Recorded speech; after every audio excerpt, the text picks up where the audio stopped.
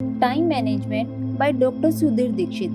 समय के सर्वश्रेष्ठ उपयोग के 30 सिद्धांत, जिसमें से आज हम पढ़ेंगे समय के सर्वश्रेष्ठ उपयोग का 9वां सिद्धांत। समय को व्यवस्थित करें। अव्यवस्थित जीवन हमारे सामने कई मुश्किलें खड़ी कर देता है। इनमें से एक मुश्किल यह है कि हमारा समय ना चाहते हुए भी अनावश्यक रूप में बर्बाद होता है, और दुखद बात यह है कि हम खुद ही इसके लिए दोषी होते हैं। इसीलिए समय के सर्वश्रेष्ठ उपयोग का 9वां सिद्धांत है, समय को व्यवस्थित करें। अव्यवस्था का सबसे आम उदाहरण है किसी कागज या फाइल का न मिलना। अनुमान है कि ऑफिस में काम करने वाले लोग किसी कागज या फाइल को खोजने में हर दिन लगभग 30 मिनट बर्बाद करते हैं। आलस या जल्दबाजी के कारण हम किसी चीज को सही जगह पर नहीं रखते और फिर उसे खोजने में ऑफिस या घर को अस्त व्यस्त कर देते हैं।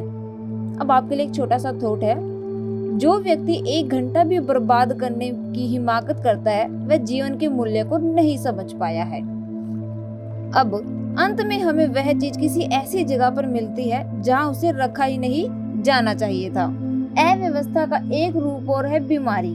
असंतुलित भोजन, अनियमित नींद, चिंता, तनाव और हानिकारक आदतों की वजह से अक्सर हम खुद ही बीमारी को आमंत्रित करते हैं।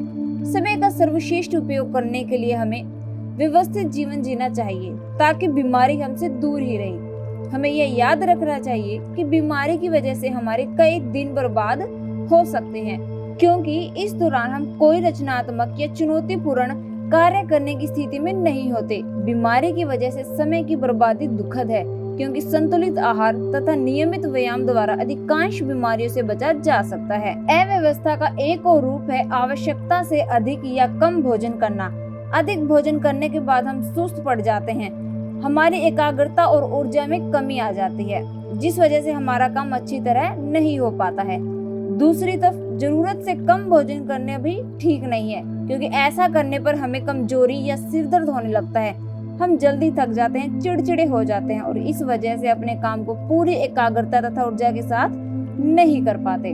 अव्यवस्था का एक और रूप है अनावश्यक चर्चा, चाहे वह चर्चा प्रत्यक्ष हो या अप्रत्यक्ष। जैसे फोन पर चर्चा करने से पहले यदि हमारे पास आवश्यक बातों की बिंदु सार योजना हो तो चर्चा सार्थक होती है।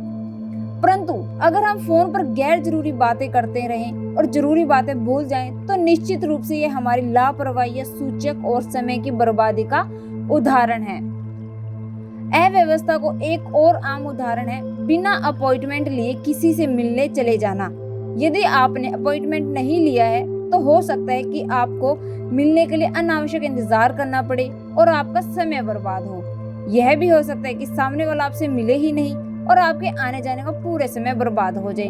ध्यान रखें कि अगर आपकी दिनचर्या व्यवस्थित है तो आपका जीवन भी व्यवस्थित होगा, और जब आपका जीवन व्यवस्थित होगा तो आप सहजता के समय का सर्वश्रेष्ठ उपयोग कर पाएंगे।